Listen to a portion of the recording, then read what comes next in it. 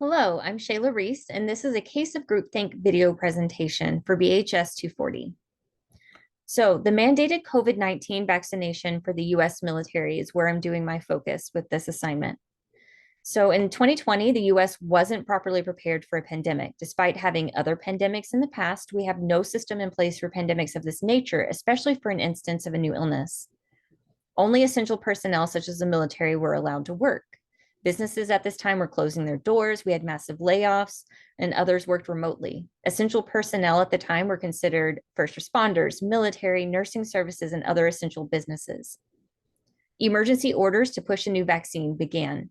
With the rising number of deaths from COVID complications, orders were made to quickly create and disperse a new vaccine with little history and unknown side effects. By December 2020, the first vaccinations were given. Among those who received the first vaccinations were our country's leaders and essential personnel, such as our military members. And then by 2021, our Secretary of Defense mandated vaccines to be given to all military members on August 24th, 2021, and to have every member vaccinated by December 15th, 2021.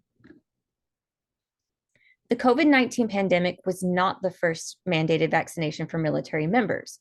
In 1775, we saw the smallpox vaccine.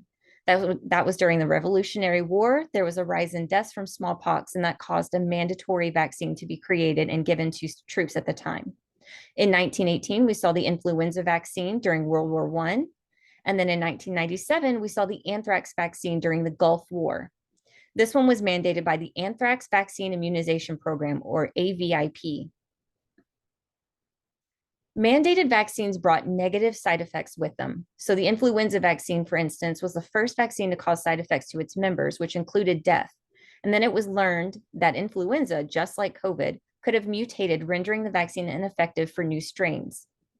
Members were discharged due to illness or refusal to vaccinate. Some were court-martialed and others were administratively separated from service. Due to the fear of unknown side effects, 8,000 service members refused to vaccinate and were discharged from service. Eventually, some were able to receive exemptions. Some of those exemptions included previous medical history or religious exemptions. The DoD was no longer able to retain service members in their all-volunteer force, though, due to the refusal of the vaccines and the early discharges. DoD removed the mandate in hopes of having members return to service. This incentive was promised a bonus to re-enlist as well as coming back with the same rank and job description. However, most members decided they're not going to return to service.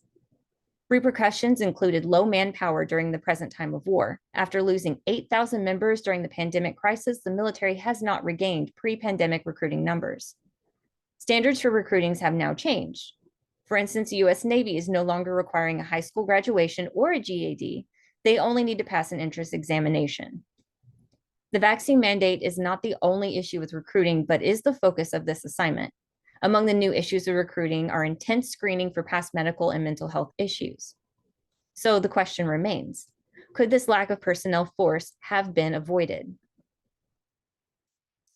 Why is this a good example of groupthink? So groupthink is considered a frame of mind where cohesive group members focus on total agreement, where errors are not avoided and alternative views are not seen. So Janice suggested that the reasons for groupthink is due to cohesion, structural issues, and provocative situational context. In this case, the issue is cohesion from the members of the Secretary of Defense, members' leadership style, and the stress of the pandemic. The pandemic was a national security threat due to the death toll. So this pandemic caused the fear that our military force would lessen due to the possibility of COVID-related deaths without being vaccinated. The Department of Defense is cohesive, so they enforce rules from above. The military is organized, but is under the umbrella of the Secretary of Defense. This means they only follow the rules set before them. The Secretary of Defense is comprised of top-ranking officials. These military officials do not operate with public forums and make unanimous decisions quickly. Leaders are goal-oriented, so they look at the bigger picture rather than individual lives and views of other service members. In groupthink, it is easier to agree with the majority to survive. Our brains are designed to keep us alive. If a threat or discomfort is noticed, the brain will course correct to agree with the majority to keep that person safe. This is a good example of groupthink because little dispute was made before quickly mandating a new vaccine. The organization went along with the plan that had little evidence of efficacy in order to combat a perceived threat without looking into any other alternatives.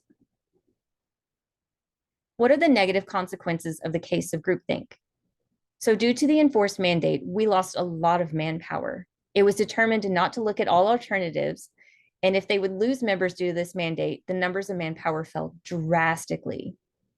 Initiatives were created and hoped to bring back manpower. So once the mandate ended, they hoped to see a return of service members.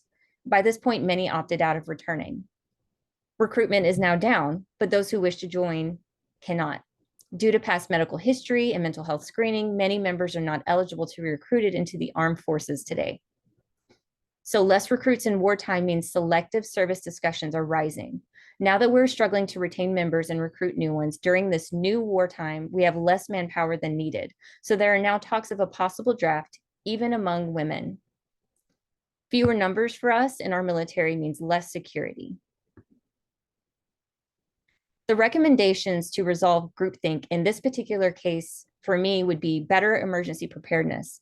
So if we're seeing these every century, I think that we should get a little bit better about our emergency preparedness so that we're ready for the next one when it comes. We need more available information about new mandates. Having readily available information about the pandemic illness, the vaccines that are being created, and input about the mandate should be required. Having plans in place to not lose manpower, either giving those military members the option to get the vaccine rather than an immediate discharge could have saved manpower from those who wanted to serve but did not want the vaccine. And lastly, receiving input from those who the decision will impact. Learning to listen to those that these big decisions will impact could change the view of the groupthink party. Thank you.